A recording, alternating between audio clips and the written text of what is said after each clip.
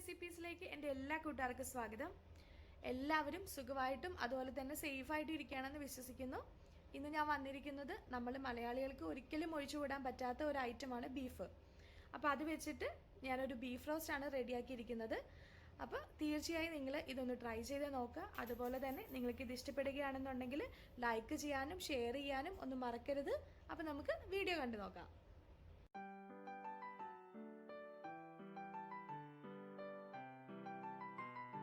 നമ്മളുടെ ബീഫ് കറി ഉണ്ടാക്കാനായിട്ട് ഇവിടെ എടുത്തിരിക്കുന്നത് 1 കിലോ ബീഫാണ് എടുത്തിരിക്കുന്നത്.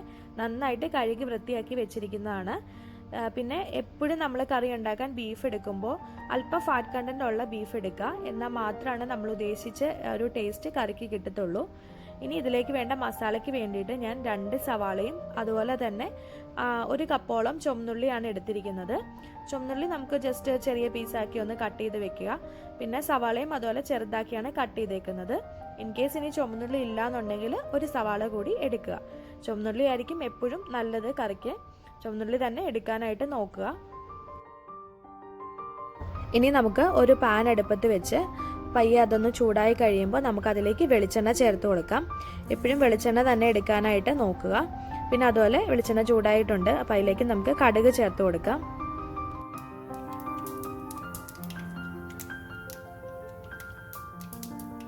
കടുകൊക്കെ പയ്യെ പൊട്ടി കഴിയുന്ന ടൈമിൽ നമുക്കതിലേക്ക് കുറച്ച് കറിവേപ്പിലയും അതുപോലെ തന്നെ നമ്മൾ കട്ട് ചെയ്ത് വെച്ചിരിക്കുന്ന ചുമന്നുള്ളി കൂടി നമുക്ക് ചേർത്ത് കൊടുക്കാം. അപ്പോൾ ആദ്യം തന്നെ നമ്മൾ ചുമന്നുള്ളി ചേർത്ത് കൊടുക്കുക. എന്നുവെച്ചാൽ ചുമന്നുള്ളി നമ്മൾ ഒത്തിരി ചെറിയ പീസാക്കിയല്ലോ കട്ട് ചെയ്തേക്കുന്നത്. അപ്പോൾ അത് വഴന്ന് കിട്ടാനായിട്ട് താമസമായിരിക്കും. അപ്പോൾ അതുകൊണ്ട് അത് ആദ്യം ഒന്ന് ചേർത്ത് കൊടുക്കുക. ഈ ഒരു സ്റ്റേജിൽ നമുക്കിതിലേക്ക് സവാള കൂടി ചേർത്ത് കൊടുക്കാം. അപ്പോൾ ഞാൻ ഉപ്പ് ആദ്യം തന്നെ ചുവന്നുള്ളി ഇട്ട സമയത്ത് തന്നെ ഞാൻ ഇട്ടേക്കുന്നതാണ്. അപ്പോൾ അതുകൊണ്ട് ഉപ്പ് കുഴപ്പമുണ്ടാവത്തില്ല. ഇനി ഇതിലേക്ക് വേണ്ട ഇഞ്ചിയും വെളുത്തുള്ളിയും, ഒരു ചെറിയൊരു കഷ്ണം ഇഞ്ചിയും അതുപോലെ തന്നെ 6-7 അല്ലി വെളുത്തുള്ളിയാണ് ഞാനിവിടെ എടുത്തിരിക്കുന്നത്. അതൊന്ന് പയ്യെ ക്രഷ് ചെയ്തിട്ടാണ് ഞാൻ കറിയിലേക്ക് ചേർത്ത് കൊടുക്കുന്നത്. ഇപ്പം നമ്മളുടെ സവാളയൊക്കെ ജസ്റ്റ് ട്രാൻസ്പെറൻ്റ് ആയി വന്നിട്ടുണ്ട്. ആ ഒരു ടൈമിൽ നമ്മൾ ചതച്ച് വെച്ചിരിക്കുന്ന ഇഞ്ചിയും വെളുത്തുള്ളിയും ചേർത്ത് കൊടുത്തിട്ടുണ്ട്. ഇനിയിപ്പോൾ നിങ്ങൾ ഇഞ്ചിയും വെളുത്തുള്ളിയും പേസ്റ്റാണ് ചേർത്ത് കൊടുക്കുന്നതെന്നുണ്ടെങ്കിൽ കുറച്ചും കൂടെ കഴിഞ്ഞിട്ട് ചേർത്ത് കൊടുത്താൽ മതി. ഇനി ഇതെല്ലാം ഒന്ന് എണ്ണയിലിട്ട് നന്നായിട്ട് ഇതൊന്ന് വഴറ്റിയെടുക്കാം. അപ്പോൾ ഇത് ഏകദേശം വഴന്ന് വന്നിട്ടുണ്ട്. ഇനി ഞാൻ ഇതിലേക്ക് പൊടികൾ ചേർത്ത് കൊടുക്കുകയാണ്. 1 ടീസ്പൂണോളം മഞ്ഞൾപ്പൊടി, പിന്നെ ഒരു 2.5 ടീസ്പൂണോളം മല്ലിപ്പൊടി ചേർത്ത് കൊടുത്തിട്ടുണ്ട്. ആദ്യം നമുക്ക് ഈ മഞ്ഞൾപ്പൊടിയും മല്ലിപ്പൊടിയും എണ്ണയിലിട്ട് നന്നായിട്ടൊന്ന് വഴറ്റിയെടുക്കണം. കാരണം ഇത് രണ്ടുമാണ് വഴന്ന് കിട്ടാനായിട്ട് താമസമുള്ളത്. അപ്പോൾ ആദ്യം ഇത് രണ്ടും ഇട്ടൊന്ന് നന്നായിട്ട് വഴന്നതിന് ശേഷം നമുക്ക് മുളക് പൊടി മസാലപ്പൊടിയൊക്കെ ചേർത്ത് കൊടുത്താൽ മതി. അപ്പോൾ ഇത് നന്നായിട്ട് വഴന്നിട്ടുണ്ട്. ഇനി അതിലേക്ക് മുളക് പൊടി ചേർത്ത് കൊടുക്കാം. ഞാനിവിടെ 1 ടേബിൾ സ്പൂണ് മുളക് പൊടിയാണ് ചേർത്ത് കൊടുത്തിരിക്കുന്നത്.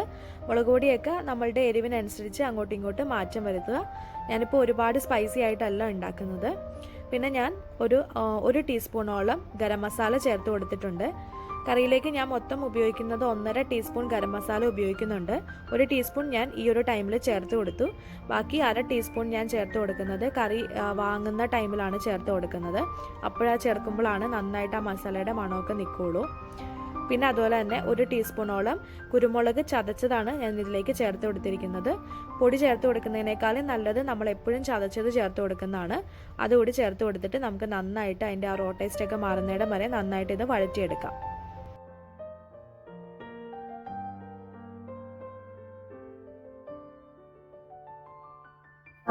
ഇപ്പോൾ മസാലയൊക്കെ നന്നായിട്ട് വഴന്നിട്ടുണ്ട്. ഇനി ഞാൻ അതിലേക്ക് 1 ടീസ്പൂണോളം പെരിഞ്ജീരകം ചേർത്ത് കൊടുക്കുന്നുണ്ട്. പെരിഞ്ജീരകം പൊടിയാണ് ചേർത്തിരിക്കുന്നത്. സാധാരണ ഞാൻ കടുക് പൊട്ടിക്കുന്ന ടൈമിലാണ് പെരിഞ്ജീരകം കൂടി ചേർക്കാറുണ്ട്. ആ ഒരു ടൈമിൽ ഞാൻ മറന്നു പോയതുകൊണ്ടാണിപ്പോൾ ഈ ടൈമിൽ ഞാൻ അതിൻ്റെ പൊടി ചേർത്ത് കൊടുക്കുന്നത്. പെരിഞ്ജീരകം കൂടി ബീഫിനകത്ത് ഇടുകയാണെന്നുണ്ടെങ്കിൽ അതൊരു പ്രത്യേക ടേസ്റ്റ് ആയിരിക്കും. അപ്പോൾ അത് നിങ്ങൾ പ്രത്യേകം നോട്ട് ചെയ്യുക. അതിനുശേഷം ഞാനിതിലേക്ക് 1 തക്കാളി ചേർത്ത് കൊടുക്കുന്നുണ്ട്. അധികം പുളിയില്ലാത്ത തക്കാളിയാണെന്നുണ്ടെങ്കിൽ 1 ചേർത്ത് കൊടുക്കുക. എൻ്റെതിപ്പോൾ കുറച്ച് പുളിയുള്ളതായത് കാരണമാണ് ഞാൻ 1/2 മുറി തക്കാളിയാണ് ഇതിലേക്ക് ചേർത്ത് കൊടുത്തിട്ടുള്ളൂ. അത് പ്രത്യേകം നോട്ട് ചെയ്യുക. പുളിയുള്ള തക്കാളി ഒരിക്കലും ചേർത്ത് കൊടുക്കരുത്. ഇനി നമുക്കൊരു 5 മിനിറ്റ് അടച്ചു വെച്ച് നന്നായിട്ട് ഇത് കുക്ക് ചെയ്തെടുക്കാം. അപ്പോൾ നമ്മളുടെ ബീഫിലേക്ക് ചേർക്കാനുള്ള മസാലയൊക്കെ ഇവിടെ റെഡി ആയിട്ടുണ്ട്. നന്നായിട്ട് തക്കാളിയൊക്കെ വെന്തുടഞ്ഞ് വന്നിട്ടുണ്ട്. ഇത് നമ്മൾ കഴുകി വൃത്തിയാക്കി വെച്ചിരിക്കുന്ന ബീഫിലേക്ക് നമുക്ക് ചേർത്ത് കൊടുക്കാം. ഞാനിപ്പോൾ ബീഫ് വേവിക്കുന്നത് കുക്കറിലാണ് വേവിക്കുന്നത്. അപ്പോൾ ഞാൻ ഓൾറെഡി ബീഫൊക്കെ കുക്കറിലിട്ട് വെച്ചിട്ടുണ്ട്. അതിലേക്ക് നമുക്ക് ഈ മസാല കൂടി ചേർത്ത് കൊടുത്തിട്ട് നന്നായിട്ട് മിക്സ് ചെയ്തെടുക്കാം. പിന്നെ ഞാനിപ്പോൾ അത്യാവശ്യം ഉപ്പ് ഞാൻ ചേർത്തിട്ടുണ്ട്. ഉപ്പ് നിങ്ങൾക്ക് വേണമെന്നുണ്ടെങ്കിൽ ചേർത്ത് കൊടുക്കുക. ബീഫിലേക്കും കൂടി വേണ്ടിയിട്ടുള്ള ഉപ്പ് നമ്മൾ ചേർത്ത് കൊടുക്കുക. പിന്നെ ഞാൻ ലാസ്റ്റ് കുറച്ച് കറിവേപ്പിലയും അതുപോലെ തന്നെ കുറച്ച് തേങ്ങാക്കൊത്തും കൂടെയും ചേർത്ത് കൊടുത്തിട്ടുണ്ട്. എന്നിട്ട് ഒരു 3-4 വിസിൽ വരുന്നത് വരെ നന്നായിട്ട് കുക്ക് ചെയ്യുക.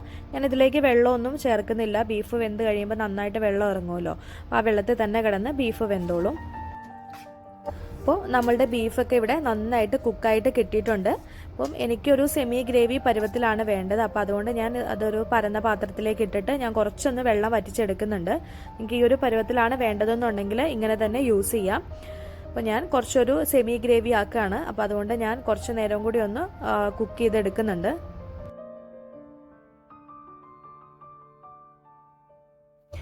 ഇപ്പോൾ നമ്മളുടെ ബീഫ് നല്ല എണ്ണയൊക്കെ തെളിഞ്ഞ് വന്നിട്ടുണ്ട്. ഈ ഒരു ടൈമിൽ ഞാൻ പറഞ്ഞിരുന്നല്ലോ 1.5 ടീസ്പൂൺ ഗരം മസാലയാണ് ഇതിലേക്ക് ചേർക്കുന്നതെന്ന്.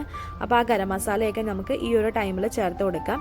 പിന്നെ അതുപോലെ തന്നെ ഞാനിതിലേക്ക് ഒരു 3-4 പച്ചമുളക്, അധികം എരിവില്ലാത്ത പച്ചമുളകും പിന്നെ കുറച്ച് കറിവേപ്പിലൂടെ ചേർക്കുന്നുണ്ട്. എന്നിട്ടൊരു 5-10 മിനിറ്റോളം നമ്മൾ അടച്ചു വെച്ച് ഇത് കുക്ക് ചെയ്യണം. അപ്പോൾ മാത്രമാണ് ഈ പച്ചമുളകിൻ്റെയും അതുപോലെ തന്നെ കറിവേപ്പിലയുടെയും ഒക്കെ ആ ഒരു സ്മെല്ലും ആ ഒരു ടേസ്റ്റും ഒക്കെ നമ്മളുടെ കറിയിലേക്ക് നന്നായിട്ട് അതങ്ങ് പിടിക്കുകയുള്ളൂ. അപ്പോൾ അതിന് വേണ്ടിയിട്ട് ഇതൊക്കെ ഇട്ട് കഴിഞ്ഞതിന് ശേഷം ഒരു 5 മിനിറ്റ് നമ്മൾ അടച്ചു വെച്ച് കുക്ക് ചെയ്യുക. ഈ അടപ്പിങ്ങനെ തുറക്കുന്ന ആ ടൈമിൽ നല്ലൊരു സ്മെല്ലാണ് വരുന്നത്. നമ്മളിതിലേക്ക് ചേർത്തിരിക്കുന്ന ആ മസാലയുടെയും പിന്നെ അതുപോലെ തന്നെ കറിവേപ്പിലയുടെയും പച്ചമുളകിൻ്റെയും ഒക്കെ ഒരു പ്രത്യേക ഒരു സ്മെല്ലാണ് വരുന്നത്. അപ്പോൾ തീർച്ചയായും നിങ്ങൾ ഈ ഒരു റെസിപ്പി ട്രൈ ചെയ്യാനായിട്ട് മറക്കരുത്.